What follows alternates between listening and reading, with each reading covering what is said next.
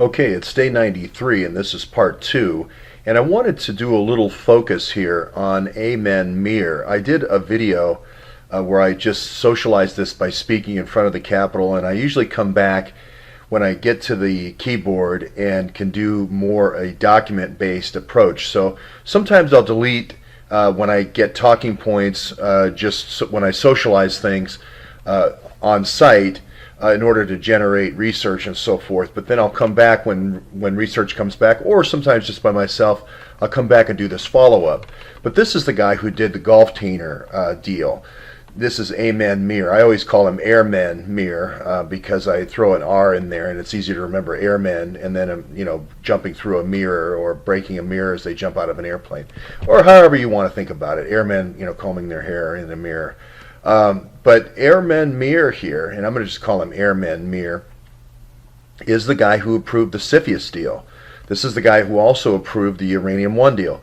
This is the guy who also approved the Gulf Tainer deal. So let me repeat that and show you how closely linked Uranium One is to the Gulf Tainer deal.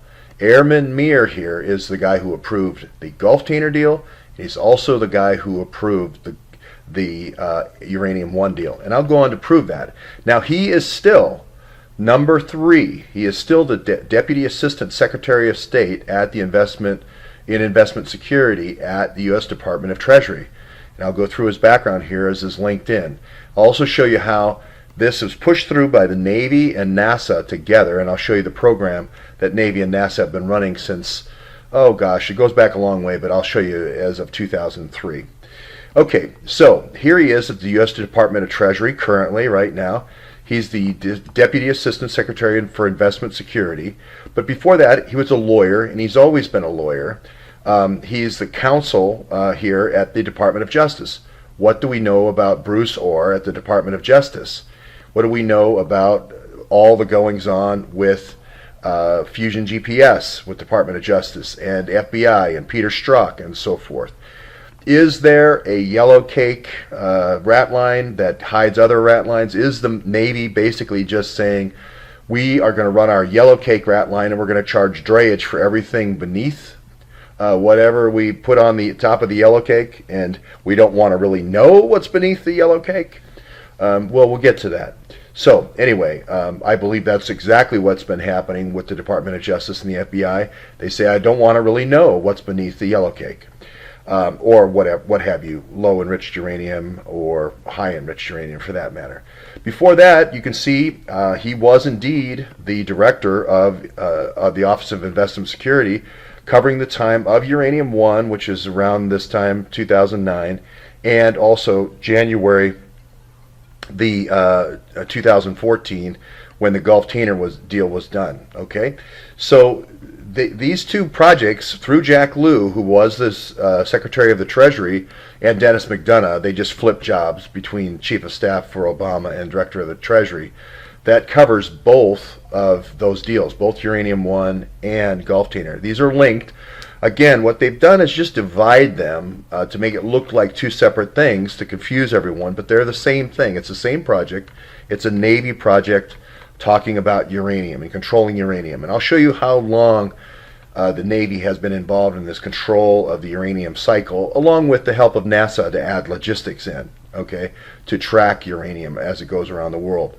But here he is here, October 2009 to 2014, as a staff chairperson also of that CFIUS committee. Now, you're going to say, well, the Gulf Tainer deal was done a little bit later. He wasn't involved in that. A little bit later in 2014. No, I think it was actually his last deal that he did, to be honest with you.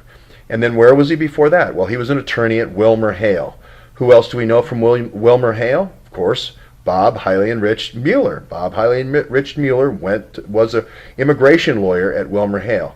Now, if you walk this back and you just basically do his resume in reverse, well, let's go down to Spy Kids, his Spy Kids beginnings, which is, of course, your Georgetown law, and then your master's in financials.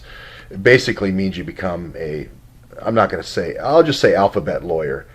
But he's an alphabet lawyer coming out of Georgetown, and then he gets picked up is sort of like a recruiter, a college recruiter would come to your high school and say, hey, you look like a good alphabet lawyer. We might want to use you to place you in key strategic positions to make good on our, Navy, NASA investments. I don't like saying deep state because I like saying exactly what it is. Navy, NASA, Navy, NASA. Now it's going to go out from there, but I like going right to the nexus of where this is coming from, where the power centers actually are, the actual people that are involved. And you can see, rolling time forward, that's exactly what happened. They put him in Cepheus. They got the Uranium One deal. Basically, this is the tough part, because the Navy, up until this point, since 1992, has been taking the uranium and pushing it off into their naval reactors that are going to sea, right? Instead of making nuclear fuel out of it. I would too if I was running Navy reactors, right? But now this guy has to clean up, because now we need to replace the cookies in the cookie jar. We ate all the cookies. We sold all the cookies all over the world in these Navy reactors for our ships, our subs, but then also foreign navies, I also believe.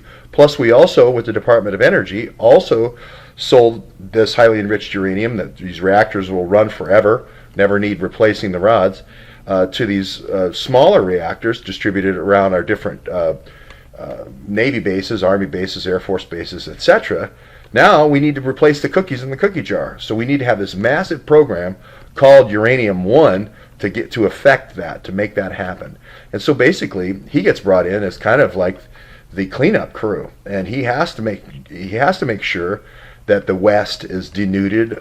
This is why you have to bring people in from outside. This is why DACA is so important. This is why MABNY is so important.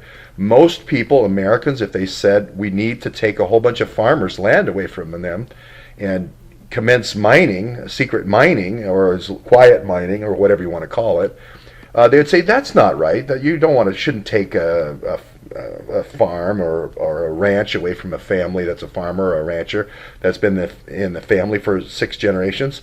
Well, yeah, you do, and you need an FBI program to make the people look crazy or make them look like radicals or terrorists, which is exactly what happened. You're going to find a lot more than just the Bundys and the Finnecums. There's going to be hundreds of farmers that have had and ranchers that have had their land taken away. That's just the tip of the iceberg. Those are just the ones that made it to the top of the news.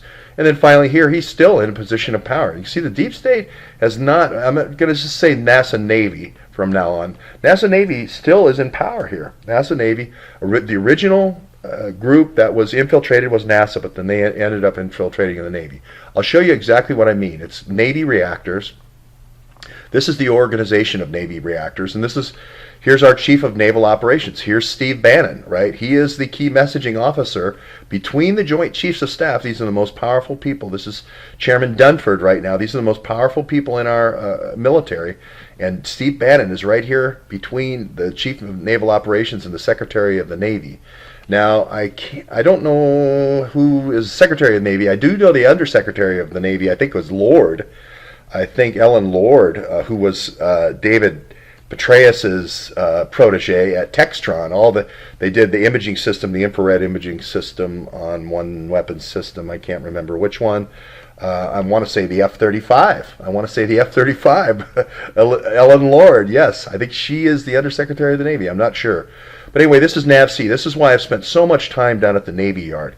Because actually when the Secretary of the Navy kind of rubber stamps this, they're really doing other things. Is Caldwell the Secretary of the Navy? I don't know. I can't remember. But NAVSEA is really going to be more like Ellen Lord type of person. And that's going to come down here to your Director of Propulsion. This is SEA 8. I believe this is Navy Yard as well.